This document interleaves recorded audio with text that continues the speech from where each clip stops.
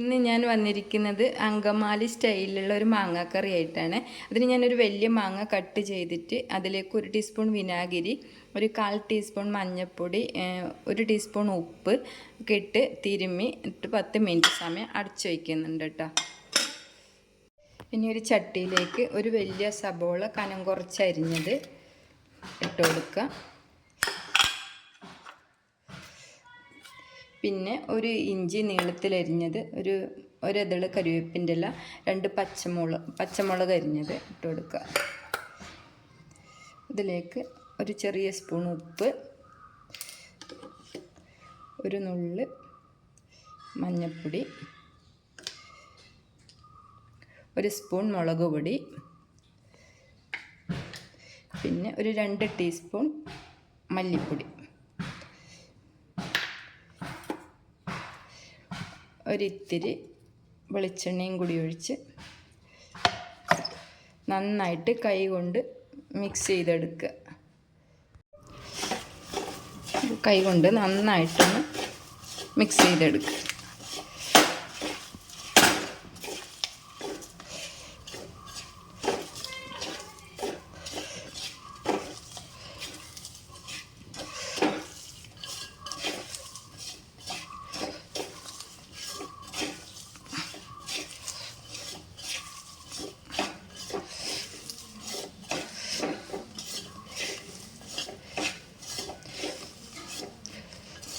നന്നായിട്ട് മിക്സ് ചെയ്തെടുക്കണം കേട്ടോ.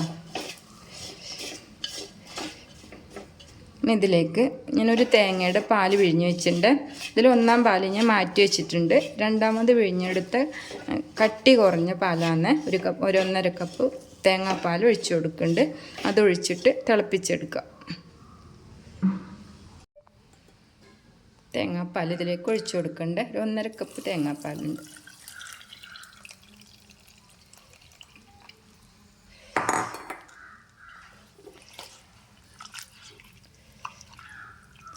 ഇത് നമുക്ക് തിളപ്പിച്ചെടുക്കാം. ഇത് അടച്ച് വെച്ചിട്ട് നന്നായിട്ട് തിള വരുമ്പോഴാണ് കേട്ടോ മാങ്ങ ഇട്ട് കൊടുക്കുക. മാങ്ങ ഇട്ടൊന്ന് തിളച്ച അപ്പം തന്നെ നമുക്ക് 1-ാം പാൽ ഒഴിച്ച് കൊടുക്കുക. മാങ്ങ വല്ലാതെ വെന്ത് കഴിഞ്ഞാൽ പിന്നെ വെന്ത് ചീഞ്ഞ ടേസ്റ്റ് ഉണ്ടാവില്ല. അപ്പോൾ തിള വരുമ്പോൾ മാങ്ങ ഇട്ട് കൊടുക്കുക. കറി നന്നായിട്ട് തിളച്ചിട്ടുണ്ട്. ഇതിലേക്ക് മാങ്ങ ഇട്ട് കൊടുക്കുക. മാങ്ങക്ക് അധികം വേവൊന്നുമില്ല കേട്ടോ, ഒന്ന് തിളച്ചാൽ മതിയേ, അല്ലാതെ മാങ്ങ വെന്ത് പോകാൻ പാടില്ല.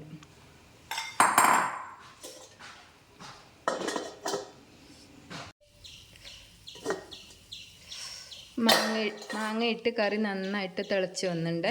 ഇനി ഇതിൻ്റെ 1-ാം പാലും കൂടി ചേർത്ത് കൊടുക്കുക. 1-ാം പാൽ ഒഴിച്ച് കഴിഞ്ഞാൽ പിന്നെ കറി തിളയ്ക്കേണ്ട ആവശ്യമില്ല, അപ്പം തന്നെ ഇറക്കി വയ്ക്കുക.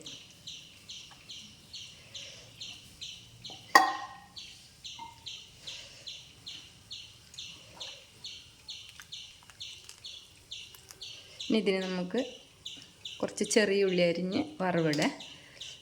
മാങ്ങാക്കറി ഉണ്ടാക്കാൻ വളരെ എളുപ്പമാട്ടോ, പെട്ടെന്ന് തന്നെ നമുക്ക് ഉണ്ടാക്കാൻ പറ്റുന്ന ഒരു കറിയാണ്.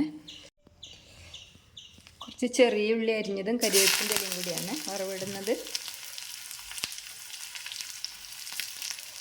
ചെറിയ ഉള്ളിയൊക്കെ അരിഞ്ഞിട്ട് നല്ലൊരു മണവും, അല്ലെങ്കിലും ഈ മാങ്ങ പാല് പിഴിഞ്ഞ് വെച്ച കറി നല്ല ടേസ്റ്റാവും കേട്ടോ.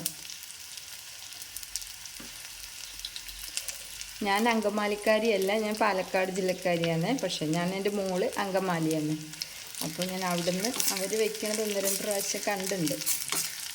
അപ്പോൾ എനിക്കിന്ന് മാങ്ങ കിട്ടിയപ്പോൾ ഞാൻ വിചാരിച്ചു ഇന്ന് മാങ്ങാക്കറി വയ്ക്കാം, എനിക്ക് വീഡിയോ എടുക്കാമല്ലോ എന്ന് വിചാരിച്ചു.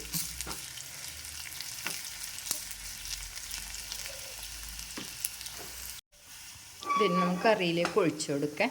പിന്നെ ഒരു വറ്റൽമുളക് പൊട്ടിച്ചതും കൂടി ഇട്ട് കൊടുത്തിട്ടുണ്ട്.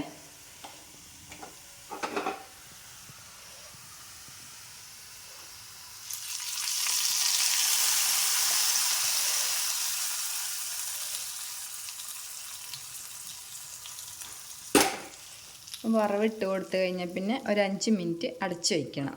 അതിന് ശേഷം മാത്രമേ കറി ഇളക്കി എടുക്കാൻ പാടുള്ളൂ. ഒരു 5 മിനിറ്റ് സമയം അടച്ചു വയ്ക്കുക.